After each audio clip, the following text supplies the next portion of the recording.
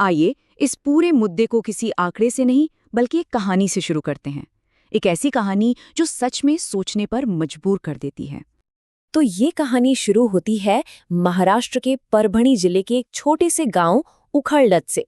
यहाँ हम मिलते हैं जगन्नाथ पांडुरंग हेडगे से, एक ऐसे पिता जो अपनी बेटी को बस एक अच्छी बेहतर शिक्षा दिलाना चाहते थे और उसके लिए वो कुछ भी कर गुजरने को तैयार थे। लेकिन सोचिए, एक मामूली सा कागज, एक ट्रांसफर सर्टिफिकेट, उसकी कीमत उनकी जान बन गई। और यहीं से ये सवाल उठता है कि आखिर शिक्षा की असली कीमत है क्या। देखिए, ये जो दर्दनाक घटना हुई, ये हमें कुछ प्राइवेट इंस्टीट्यूशंस की उस बेरोक-टोक ताकत के बारे में बताती है और उसका असर क्या हो सकता है ये भी दिखाती है। अच्छा, इस पूरी बात को ठीक से समझने के लिए ना हमें पहले प्राइवेटाइजेशन के कॉन्सेप्ट को समझना होगा, मतलब निजीकरण, और वो भी शिक्षा जैसी एक बुनियादी सेवा में। तो चलिए अब आगे बढ़ते हैं और देखते हैं कि कैसे ये जो प्राइवेटाइजेशन का ट्रेंड बढ़ रहा है वो लड़कियों की पढ़ाई के रास्ते में सबसे पहली और सबसे बड़ी रुकावट बन जाता है। देखिए, इस प्रॉब्लम की जड़ ना सरकारी नीतियों में ही छिपी है। होता क्या है कि जब सरकार एजुकेशन पर ठीक से खर्च नहीं करती तो अच्छे सरकारी स्कूल कम रह जाते हैं और फिर परिवारों को मजबूरन प्राइवेट स्कूलों की तरफ जाना पड़ता है, जो इतने महंगे होते हैं कि वो उन्हें अफोर्ड ही नहीं कर पाते। और इसका असर वो महाराष्ट्र में साफ साफ दिखता है। जरा ये आंकड़ा देखिए, 12वीं के बाद सिर्फ 16.9% लड़कियां ही आगे की पढ़ाई यानी हायर एजुकेशन के लिए जा पाती हैं। और ये जो 16.9% का आंकड़ा है ना, ये सिर्फ एक नंबर नहीं है। इसके पीछे सोनिया और ऐश्वर्या जैसी न जाने कितनी लड़कियों की कहानियां छुपी हैं, जिनके सपने पैसों की तंगी की वजह से बस सपने ही बनकर रह गए। और ये चीज परिवारों को गरीबी के एक ऐसे जाल में फंसा देती है, एक ऐसा दुष्चक्र जहां पढ़ाई की कमी की वजह से वो पीढ़ी दर पीढ़ी बस पीछे ही रह जाते हैं। अच्छा, मान लीजिए कि कुछ लड़कियां पढ़ाई की मुश्किलों को पार कर भी गईं, तो उनके लिए अगला चैलेंज होता है प्राइवेट सेक्टर में एक ठीक-ठाक नौकरी ढूंढना।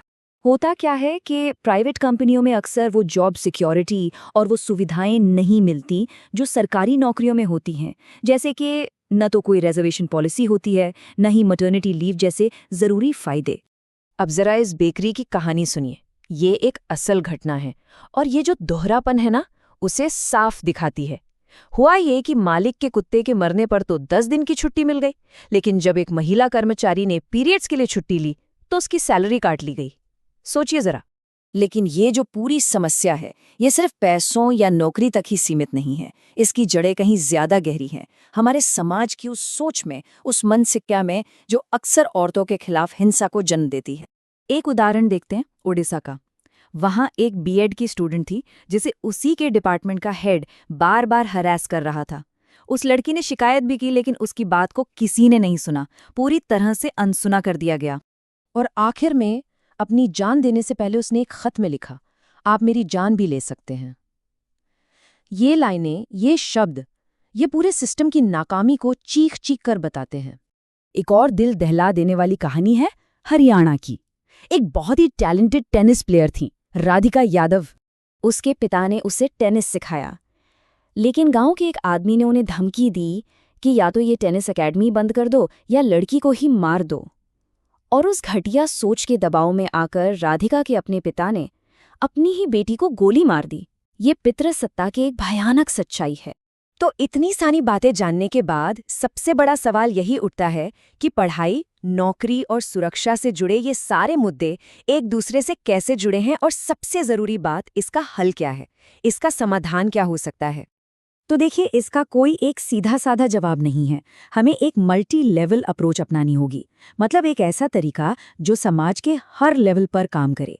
शिक्षा में सुधार, नौकरियों में बराबरी और सबसे बढ़कर हमारी सामाजिक सोच में बदलाव। तो आखिर में ये पूरा विश्लेषण हमें एक ही बात पर लाकर छोड़ता है कि अगर हमें सच में कोई बदलाव लाना है तो वो सिर्फ कानून बदलने से नहीं आएगा।